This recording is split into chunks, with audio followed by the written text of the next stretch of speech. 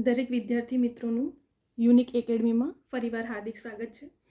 આપણે રિઝનિંગનો લોજિકલ રિઝનિંગના ટોપિકો ઘડિયાળ વિશે જોઈ રહ્યા છે. હવે બરાબર, લાસ્ટ વિડીયોમાં પણ આપણે ઘણા બધા ક્વેશ્ચનો, દરેક ટાઈપના કેવા કેવા ક્વેશ્ચન પૂછાય છે ઘડિયાળના રિલેટેડ રિઝનિંગના, એવા ક્વેશ્ચન મેં સોલ્વ કરાવી રહી છું હમણાં, કેમ કે સિલેબસ એકોર્ડિંગ જ આપણે પ્રિપરેશન કરવાની છે દરેક એક્ઝામના. અને મારા વિડીયો એવા હશે બધા કે જે દરેક એક્ઝામ માટે ઇમ્પોર્ટન્ટ છે, કેમ કે એવા ટોપિક જ હું કરાવીશ કે દરેક એક્ઝામ માટે સિલેબસમાં છે એવા ટોપિકો. તો હવે આપણે જોઈએ કે ઘડિયાળના રિલેટેડ લાસ્ટ યરમાં કેવા ક્વેશ્ચનો પૂછાયા છે અને કેવી રીતે આપણે એને ઇનશોર્ટમાં ગણી શકીએ છીએ ફોર્મ્યુલાને એકોર્ડિંગ. તો હવે આપણે ટાઈમ પણ બહુ રહ્યો નથી, એક્ઝામની ડેટો ડિક્લેર થઈ ગઈ છે, પ્રિપરેશન માટે ટાઈમ બહુ શોર્ટ છે, દરેક ટોપિકોને સિલેબસ વાઇઝ કવર કરવાનું છે અને એક્ઝામમાં તમે ટાઈમ કેવી રીતે સેવ થાય, મેરિટમાં કઈ રીતે આપો, પ્રેક્ટિસ બહુ જ ઇમ્પોર્ટન્ટ છે અને કેવી રીતે શોર્ટ મેથડથી ગણી શકશો. બરાબર, તો એ ત્યારે જ ગણી શકશું જ્યારે વિડીયો જોશો મારા બધા, અને હું એવા લોજિકલ રિઝનિંગના એવા શોર્ટ મેથડ લઈને આવીશ જેથી કરીને તમારો ટાઈમ સેવ થાય એક્ઝામના ટાઈમે અને તમને આ લાઈફ ટાઈમ એવા શોર્ટ ફોર્મ્યુલાથી તમે ગણી શકો છો ઘડિયાળના દરેક ક્વેશ્ચનને. તો આપણે સોલ્વ કરીએ એટલે તમને ધીરે ધીરે સમજ પડતી જશે. આપણે સ્ટાર્ટ કરીએ. બંને કાંટા વચ્ચે કાટખૂણો ક્યારે બને? આપણે લાસ્ટ વિડીયોમાં જોયા કે બંને કાંટા વચ્ચે ભેગા ક્યારે થાય, સામસામા આવે ત્યારે કયું સૂત્ર, અને હવે આવે છે કાટખૂણો બને ત્યારે. સૂત્ર ખાલી યાદ રાખી લેશો તમે, એટલું પણ બહુ ઇમ્પોર્ટન્ટ છે. તમે જે ફોર્મ્યુલા મેં તમને શોર્ટમાં ગણવાનું લખાવ્યું છે ને, એક ફોર્મ્યુલાને તમે નોટબુક પેન લઈને એ નોટબુકમાં લખી લો અને પ્રેક્ટિસ કરો અને એને લર્ન કરી લો, જેથી કરીને યાદ કરો કે જેથી કરીને તમને એક્ઝામના ટાઈમે ફોર્મ્યુલા પરથી જ તમને ઘડિયાળના દરેક ક્વેશ્ચન આવડી જશે. બરાબર, તો હવે આપણે જોઈએ બંને કાંટા વચ્ચે હવે યાદ રાખજો 12 થી 6 વચ્ચે કે તો પછી સૂત્ર ગેપ +15 × 12/11. કાટખૂણો પૂછે ત્યારે દરેક વખતે મેં હાઇલાઇટ કર્યું છે કે જ્યારે સામસામે આવે ત્યારે કયું સૂત્ર, ભેગા થાય ત્યારે કયું સૂત્ર અને કાટખૂણો બને ત્યારે કયું સૂત્ર. હવે કાટખૂણો બને તેમાં બી પાછો જો સમય 12 થી 6 વચ્ચે હોય તો ગેપ પ્લસ યાદ રાખજો, પ્લસ માઇનસમાં ભૂલ ના થાય. આ સૂત્ર ગેપ +15 × 12/11. અને જો તમને કીધું હોય કે 6 થી 12 વચ્ચે જે સમય આપ્યો હોય આવતો હોય તો પછી ગેપ માઇનસમાં જશે, -15 12/11.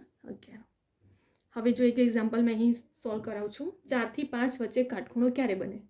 હવે 4 થી 5 કયા સમયમાં સમાયેલો છે? 12 થી 6 સમયમાં 4 ને 5 આવે ને, તો 4 થી 5 વચ્ચે કાટખૂણો શોધો. સમય બરાબર કયું સૂત્ર આવશે? 4 થી 5 એટલે આ સમયમાં સમાયેલો છે તો ગેપ +15 × 12/11. હવે સૂત્ર મૂકીએ આપણે, ગેપ +15 છે × 12/11 મૂકો. ચલો ગેપ, મેં તમને ગેપ પણ શીખવાડ્યું છે કે જે તમને સમય આપ્યો છે 4, સ્ટાર્ટિંગ કરવાની 4. હવે 4 તો લખી દેવાનું, પહેલાં 4 લખી દેવાનું, પછી 4 થી 5 વચ્ચે કેટલો મિનિટ આવે? 5 મિનિટ આવે. તો 5 મિનિટ લખો, તો 4 × 5 20 ગેપ મળી ગયો આપણને. હવે સૂત્રના 15 × 12/11. ફરી એકવાર ગેપ શોધવામાં કન્ફ્યુઝન ના થાય, પહેલાં જે સમય આપ્યો હોય સમય લખી દેવાનું અને પછીનો જે સમય આપ્યો હોય ને તો પછી એટલી મિનિટ ગણવાનું. હવે અહીં 6 આપ્યું હોત ને તો તમારે પાછા 10 મિનિટ ગણી અહીંયા ગણાતે, કેમ કે 4 થી 5, 5 થી 6 ટોટલ 5 મિનિટ 5 મિનિટ 10 મિનિટ થયા. જો ભૂલ ના થાય, ફરી એકવાર સમજાવું છું કે અહીં 4 થી 5 વચ્ચે કેટલા મિનિટ હોય? ટોટલ 5 મિનિટ હોય છે. એટલા માટે જે સમય આપ્યો હોય છે એના ગુણ્યા 5 મિનિટ કરવાના, તો જે જવાબ. હવે અહીં જો 4 થી 6 આપ્યું હોત તો 4 થી 6 આપ્યું હોત તો આપણે અહીંયા શું થાત? 4 × 5 નહીં, 4 થી 6 વચ્ચે કેટલા મિનિટ થાય? 10 મિનિટ થાય. તો પછી અહીં 4 × 10 લખીએ. 5 હંમેશા નથી કરવાનું, જો આવું મિસ્ટેક ના કરતા. પહેલાં પણ સમજાવું છું ને હજુ પણ હું તમને વારંવાર રિવિઝન કરાવું છું કે જેટલા સમય પાછળનો આપ્યો હોય ને એટલા મિનિટ આપણે ગણતા જવાના. જો અહીં 7 આપ્યું હોત તો પછી 15 મિનિટ થઈ જાત. બરાબર, 5 મિનિટનો વધારો થાય ને અહીં સમય વધશે તો. 4 થી 5 વચ્ચે કેટલો? 5 મિનિટ હોય. હવે અહીં 4 થી 6 હોતે તો 4 થી 6 વચ્ચે કેટલા મિનિટ થાય? 10 મિનિટ હોય, તો અહીં પાછો 10 મૂકી જાય. પછી અહીં 4 થી 7 હોય તો શું થઈ જતે? 4 × 15 મિનિટ ગણાતે. 5, કેમ કે 5 મિનિટનો તમારો જેટલો આખરી સમય આપ્યો હોય ને તેટલા સમય સુધીના મિનિટો ગણવાના, જ્યાંથી આગળનો સમય થાય. તો એ મિસ્ટેક ના થાય, એ કન્ફ્યુઝન ના થાય, ધ્યાન રાખજો. હવે 20 × 15 કરો તો 35 થાય, 12/11. 35 × 12 કરો તો કેટલા થાય? 420/11. હવે આને આપણે અપૂર્ણાંકમાં ફેરવીએ. 38 × 11 કરશો તો કેટલા થાય? 418 થાય. 418માં 2 ઉમેરશો તો 420/11 આન્સર આવી ગયો આપણો. ફરી વાર ગેપમાં ભૂલ ના કરતા. અહીં 4 થી 5 એટલે 5 નથી લખી દેવાનું, આપણે મિનિટ ગણવાની છે. 4 થી 5 વચ્ચે કેટલી મિનિટ આવે. અહીં 6 સમય આપ્યો હોત તો પછી 4 થી 6ની વચ્ચે કેટલા મિનિટ આવે? 10 આવે. 4 થી 5, 5 થી 6, ટોટલ 10 મિનિટ. તો 4 ગુણ્યા પછી 10 ગુણાકાર કરવામાં આવે.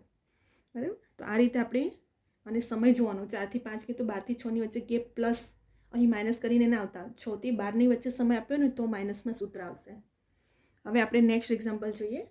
4 થી 10 વાગ્યાની વચ્ચે કલાક કાંટો અને મિનિટ કાંટો કેટલી વાર ભેગા થાય? તમે જુઓ લાસ્ટના ક્વેશ્ચનો. આવા ક્વેશ્ચનો છે, પૂછાયા છે, ઘડીએ ઘડીએ પૂછાય છે.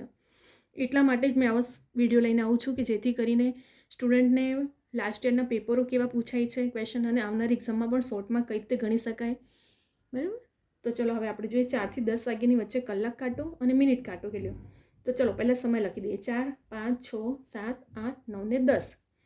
હવે કેટલી વાર ભેગા થાય? તો 4 થી 5 વચ્ચે એક વાર ભેગા થાય, 5 થી 6 વચ્ચે બીજી વાર, 6 થી 7 વચ્ચે ત્રીજી વાર, 7 થી 8 વચ્ચે ચોથી વાર બંને ભેગા થશે. પછી 8 થી 9 વચ્ચે 5મી વખત અને 9 થી 10 વચ્ચે 6ઠ્ઠી વખત ભેગા થશે.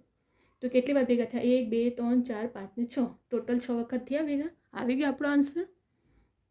બરાબર. આમાં કશું વધારાનું નથી, ફક્ત તમને જેટલો સમય આપ્યો હોય છે તેટલા સમય સુધી જવાનું. જો બંને કાંટો કીધો હોય, કલાક કાંટો અને મિનિટ કાંટો કેટલા વાગે ભેગા થાય તો અહીં 4 થી 10 વાગ્યા સુધી જવાનું હતું. તો 4, 5, 6, 7, 8, 9, 10, 10 કલાક સુધી આપણે ગયા.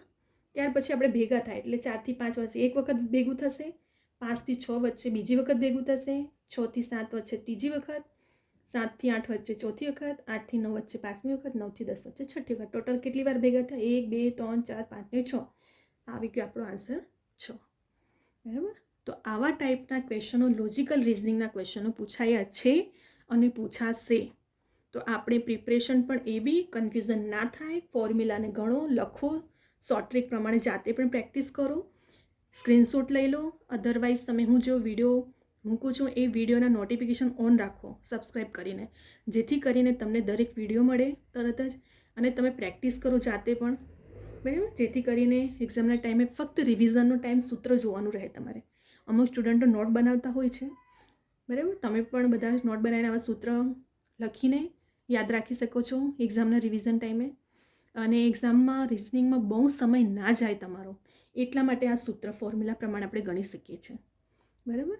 તો અહીં આપણે આ બંને ક્વેશ્ચન સોલ્વ થઈ ગયા છે. ફરી એકવાર રિવિઝન કરાવી દઉં છું કે કન્ફ્યુઝન ના થાય. જો મેં તમને લાસ્ટ વિડીયો પણ બનાવ્યો, એમાં કેટલા વાગે ભેગા થાય ત્યારે સૂત્ર અલગ હતું, બંને કાંટા કેટલા વાગે સામસામે આવે ત્યારે પણ સૂત્ર અલગ હતું, અને કાટખૂણો બને ત્યારે પણ સૂત્ર અલગ છે. બરાબર. જ્યારે સામસામે હતું ત્યારે શું હતું? અહીંયા +30 અને -30 હતું. બસ એટલું જ ડિફરન્સ બંને વચ્ચે હતું. હવે કાટખૂણો બને છે તો કાટખૂણો 12 થી 6ની હોય તો ગેપ +15, 6 થી 12 વચ્ચે તો -15, અને સૂત્ર તો બેઠું જ છે આપણું. પછી આપણે ખાલી સૂત્રમાં કિંમત મૂકી અને ગણતરી કરી છે. બરાબર. તો અહીં આપણે ઘડિયાળના મોસ્ટલી લોજિકલ રિઝનિંગના ક્વેશ્ચનો કવર કરી લીધા છે આપણે. હવે આપણે બીજા એવા ઘણા બધા લોજિકલ રિઝનિંગના ટોપિકો લઈને આવશું, અને ઘડિયાળના રિલેટેડ તો મોસ્ટલી શોર્ટમાં તમને મેં દરેક એક્ઝામ્પલ કરાવ્યા છે કે કેવા ટાઈપના પૂછાય છે. અરીસામાં જોઈએ ત્યારે સમય શું બતાવે, કાટખૂણો ક્યારે બને, સામસામે હોય ત્યારે કેટલો ખૂણો બને છે, ભેગા હોય ત્યારે. અને હંમેશા યાદ રાખજો કે ઘડિયાળનો જે ખૂણો બને તે ક્યારેય માઇનસમાં નહીં આન્સર ગણવામાં આવે. માઇનસ આન્સર આવે ને તો પણ એક્ઝામમાં ઓપ્શનમાં પ્લસમાં જ ધ્યાન રાખજો કે ખૂણો હંમેશા પ્લસમાં જ હોય છે. તો એક્ઝામમાં તમને કોમ્પિટિશન ટફ કરવા માટે પેપર સેટર માઇનસવાળું પણ આન્સર મૂકી શકે છે અને પ્લસવાળું. તમે ઉતાવળમાં શું કરશો? તમારો જે આન્સર માઇનસ આવશે તમે એ ટીક કરીને આવશો. પણ એ કન્ફ્યુઝન ના થાય. યાદ રાખજો, ભલે આન્સર માઇનસમાં આવ્યો હોય છતાં પણ કાટખૂણો કે કોઈ પણ ઘડિયાળના ખૂણા બનતા હોય તો પ્લસમાં જ ગણ લેવામાં આવે છે. આ વસ્તુને મેં હાઇલાઇટ કરી છે, અને આ ટોપિકને યાદ રાખજો કે મિસ્ટેક ના થાય, ઉતાવળમાં ભૂલ કરીને કન્ફ્યુઝન ના થાય. હવે આપણે નેક્સ્ટ વિડીયો લઈને આવશું. જો વિદ્યાર્થી મિત્રો તમને આ મારો શોર્ટ ટ્રીક પ્રમાણે વિડીયો ગમે છે તો લાઇક, શેર, સબસ્ક્રાઈબ કરો, અને બીજા બધા સ્ટુડન્ટને પણ શેર કરો, ડાઉનલોડ કરો. દરેક સ્ટુડન્ટ સુધી આ વિડીયો પહોંચે શોર્ટ ટ્રીકની. બરાબર. અહીં આપણે વિડીયોને સ્ટોપ કરીએ છીએ. હવે આપણે એવા ઘણા બધા બીજા ટોપિકો સાથે ફરી એકવાર લોજિકલ રિઝનિંગના ટોપિકો લઈને આવશું. બરાબર.